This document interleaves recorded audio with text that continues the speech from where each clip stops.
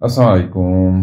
आज हम डिस्कस करते हैं डीसी मोटर। आज के लेक्चर में सबसे पहले हम डिफाइन करेंगे डीसी मोटर को, फिर उसके बाद हम डिस्कस करेंगे कंस्ट्रक्शन ऑफ डीसी मोटर, फिर डिस्कस करेंगे working principle of DC motor और आखिर में हम यूजेस ऑफ डीसी मोटर को डिस्कस करेंगे। तो सबसे पहले हम डिफाइन करते हैं डीसी मोटर को। इसको हम इस तरह डिफाइन करते हैं कि it is a device which converts electrical energy into mechanical energy. एक ऐसा डिवाइस है जिसके थ्रू हम इलेक्ट्रिकल एनर्जी को कन्वर्ट करते हैं इनटू मैकेनिकल एनर्जी। जैसे कि फॉर एग्जांपल अगर डीसी मोटर पंखे के साथ लगा हुआ है तो पंखे के पर को रोटेशन डीसी मोटर के थ्रू हम देते हैं। अब हम डिस्कस करते हैं construction of DC motor. DC motor एक कॉइल पे मुश्तमिल होता है जिसको हम आर्मेचर कहते हैं। जैसे कि आपको नजर आ रहा है ये एक कॉइल है, इसको मैंने कलर किया हुआ है रेड कलर और ब्लू कलर से, ताकि हम आसानी के साथ इसकी वर्किंग प्रिंसिपल को समझ सकें। इस आर्मेचर को यानी कि कॉइल को मैग्नेटिक फील्ड के नॉर्थ और साउथ पोल के दरमियान रखा गया है और हमें पता है कि मैग्नेटिक फील्ड की डायरेक्शन नॉर्थ पोल से साउथ पोल की तरफ होती है। इस आर्मेचर को कनेक्ट किया जाता है स्प्लिटिंग रिंग्स के साथ। इस स्प्लिटिंग रिंग्स को हम कम्यूटेटर्स कहते हैं और ये कम्यूटेटर्स कनेक्ट होते हैं विद द ब्रशेस, जैसे कि आपको नजर आ रहा है। और ब्रशेस जो है कनेक्टेड है with the DC power supply के साथ। ये इसकी कंस्ट्रक्शन है। अब हम डिस्कस करते हैं इसकी working principle. It works on the principal that current carrying coil in magnetic field experience torque. जब किसी कॉइल जिसमें करंट फ्लो करता है को मैग्नेटिक फील्ड में रखे तो इस कॉइल पर टॉर्क अमल करती है, जिसको हम पिछले लेक्चर में डिस्कस कर चुके हैं। और जब कॉइल रोटेट करता है तो मैकेनिकल पावर प्रोड्यूस होता है। इस तरह हम इलेक्ट्रिकल एनर्जी को कन्वर्ट करते हैं इनटू मैकेनिकल एनर्जी। अब क्वेश्चन ये है कि आर्मेचर के साथ कम्यूटेटर यानी कि स्प्लिटिंग रिंग्स और ब्रशेस क्यों कनेक्ट करते हैं हम। मतलब यह है कि कम्यूटेटर और ब्रशेस का क्या काम है डीसी मोटर में। इसको समझने के लिए मैं डीसी मोटर को बगैर कम्यूटेटर और ब्रशेस की शो करता हूं। जैसे कि आपको नजर आ रहा है ये डीसी मोटर है, इसमें कोई कम्यूटेटर और ब्रशेस कनेक्ट नहीं किए गए हैं।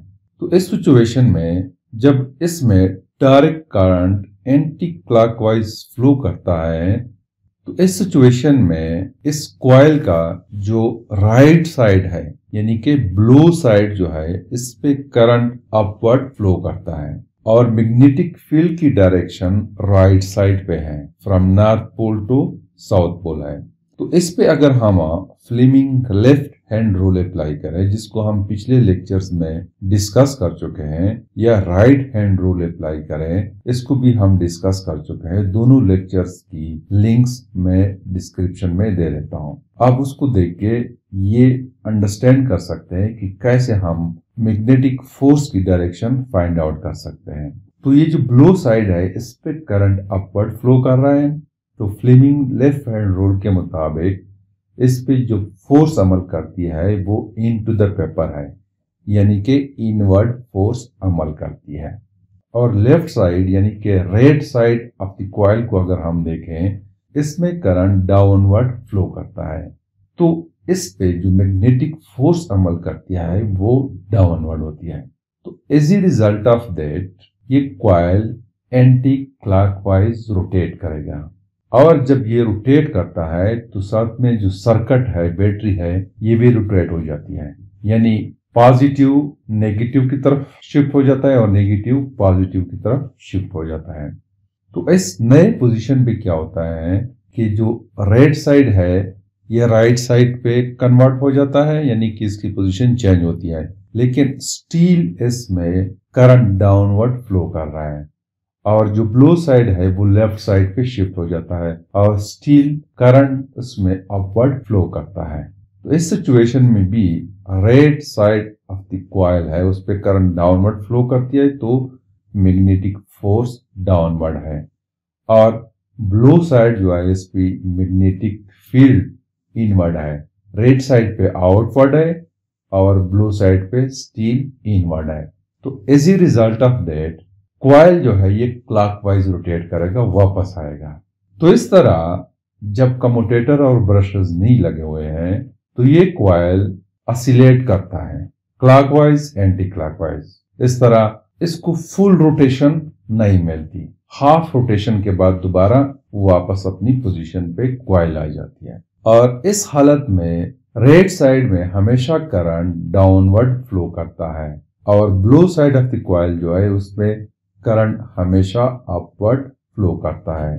तो करंट की डायरेक्शन को चेंज करने के लिए हम कम्यूटेटर और ब्रशेस का इस्तेमाल करते हैं। कम्यूटेटर आर्मेचर के साथ कनेक्टेड होता है और आर्मेचर के साथ रोटेट भी करता है, जबकि ब्रशेस कम्यूटेटर के साथ कनेक्ट होते हैं और अपनी जगह पे फिक्स्ड रहते हैं। तो प्लेटिंग रिंग्स या कम्यूटेटर रोटेशन के दौरान भी ब्रशेस के साथ कनेक्ट रहते हैं। इसकी मिसाल ऐसी है जैसे कि एक ऑब्जेक्ट दूसरे ऑब्जेक्ट पर स्लीप करते हुए मूव करता है। कम्यूटेटर ब्रशेस के साथ स्लीप करके रोटेट करते हैं। अब इस सिचुएशन में जब कम्यूटेटर और ब्रशेस कॉइल के साथ कनेक्ट होते हैं तो जब कॉइल रोटेट करता है तो बैटरी के टर्मिनल्स चेंज नहीं होते हैं। तो जब बैटरी की टर्मिनल्स चेंज नहीं होते हैं तो फिर इस सिचुएशन में कॉइल के दोनों साइड यानी कि राइट साइड और ब्लू साइड में करंट की डायरेक्शन चेंज होती है, जैसे कि आपको नजर आ रहा है। जो पावर सप्लाई ब्रशेस के साथ कनेक्टेड है और ब्रशेस कम्यूटेटर के साथ कनेक्टेड है वो फिक्स रहते हैं। स्प्लिटिंग रिंग्स और कॉइल रोटेट करते हैं, जिसकी वजह से करंट की डायरेक्शन कॉइल में चेंज होती है। जैसे कि आपको नजर आ रहा है, मैं सपोज करता हूं कि इनिशियली कॉइल इस पोजीशन पे है, जैसे कि आपको नजर आ रहा है। ब्लू साइड पे इनवर्ड फोर्स अमल करती है और राइट साइड पे फोर्स आउटवर्ड अमल करती है। As a result of that anti clockwise rotation produce होता है। अब हाफ साइकिल के बाद क्या होता है कि राइट साइड पे जो करंट है वो अपवर्ड फ्लो करता है और ब्लू साइड पे डाउनवर्ड फ्लो करता है। तो फोर्स की डायरेक्शन हाफ साइकिल के बाद या हाफ रोटेशन के बाद सेम रहती है। तो फिर भी हाफ साइकिल के बाद मजीद उसको एंटी क्लॉकवाइज रोटेशन मिलती है, तो मुकम्मल कंप्लीट रोटेशन इसको मिलती है। हाफ रोटेशन नहीं, कंप्लीट रोटेशन उसको मिलती है। तो इस तरह ये कॉइल कंप्लीटली रोटेट हो जाता है और ये कॉइल जिस डिवाइस के साथ लगी होती है वो डिवाइस भी रोटेट हो जाता है। अगर पंखे के पर इसके साथ अटैच है लेट सपोज, तो वो रोटेट करते हैं। तो ये है working principle of DC motor. अब हम डिस्कस करते हैं uses of DC motor. DC motor को हम यूज करते हैं सीडी प्लेयर्स में, ऑटोमोबाइल्स में, वॉशिंग मशीन में और एयर कंडीशनर्स में हम इसको इस्तेमाल करते हैं। तो this is something about the DC Motors. Thank you.